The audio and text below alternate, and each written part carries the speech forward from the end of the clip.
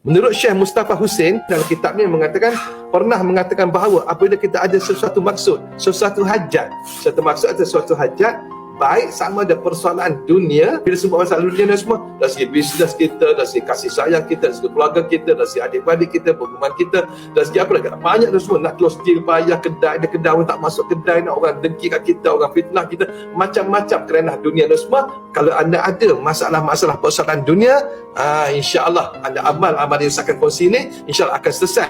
Dan juga kalau ada masalah akhirat juga akan selesai, tuan-tuan. Bila anda beramal ni, insya-Allah tuan-tuan, anda akan meningkatkan lagi rasa nak beramal di asal dunia ni untuk bekalan kita di akhirat besok. Sembahyang sunat subuh, saya ajarkan sembahyang sunat subuh 2 rakaat kepada Allah Ta'ala.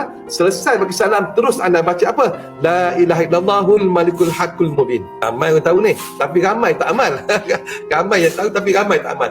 La ilaha illallah, kena berhentilah. Kena berhenti, kena baca macam ni. La ilaha illallah, berhenti.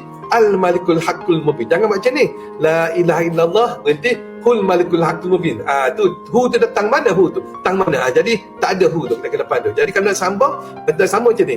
La ilaha illallah hul malikul haqqul mubin. Kalau nak sambung, jangan berhenti. Kalau nak sambung, lama lagi kalau nak sambung, jangan berhenti. Ni tuan-tuan nak berhenti tapi tuan-tuan sambung. Tak ada. Ada cara baca yang betul? La ilaha illallahul malikul haqqul mubin. La ilaha illallahul malikul haqqul mubin. 100 kali. Sekejap tuan-tuan tak sampai pun. Ada 2 minit, 3 minit tak sampai pun. Tapi yang paling penting sekali tuan-tuan baca 100 kali antara sembahyang sunat subuh dengan subuh. Selepas kata tu barulah tuan-tuan sembahyang subuh.